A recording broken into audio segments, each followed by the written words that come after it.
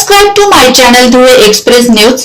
Subscribe now, press the bell icon and never update from Dhule. Dhule जिल्ह्यात 4 तालुके व शहर मिळून विधानसभा मतदारसंघाच्या 2019 ची निवडणूक संपन्न होत असून आज या धुळे शहर, साक्री तालुका, शिरपूर तालुका, धुळे तालुका, सिंदखेडा तालुका यांच्या सर्व संपूर्ण धुळे जिल्ह्यातील मतदार याद्या उपलब्ध झाल्या असून आज त्या विविध तालुक्यात प्रशासनामार्फत रवाना करण्यात आल्या।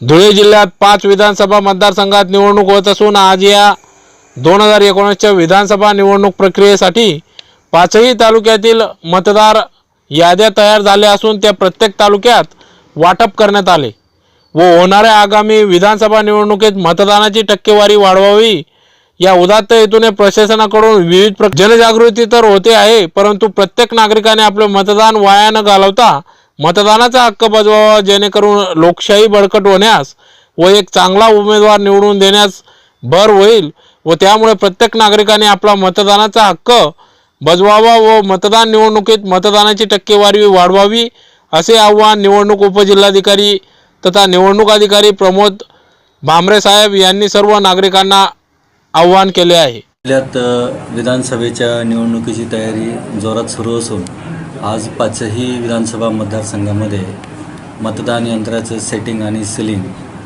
भारत इलेक्ट्रॉनिक्स लिमिटेडच्या इंजिनियर आणि राजकीय पक्ष व उमेदवार यांच्या समक्ष करणे सुरू आहे। तसेच मतदारांसाठी वोटर स्लिपसुद्धा प्राप्त झालेले आहेत, त्याचं वाटपाचं कामसुद्धा जिल्ह्यात सुरू झालेलं आहे।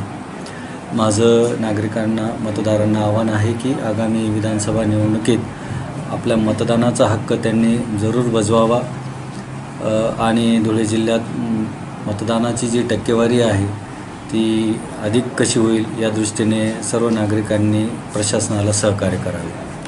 Subscribe to my channel Dhule Express News. Subscribe now, press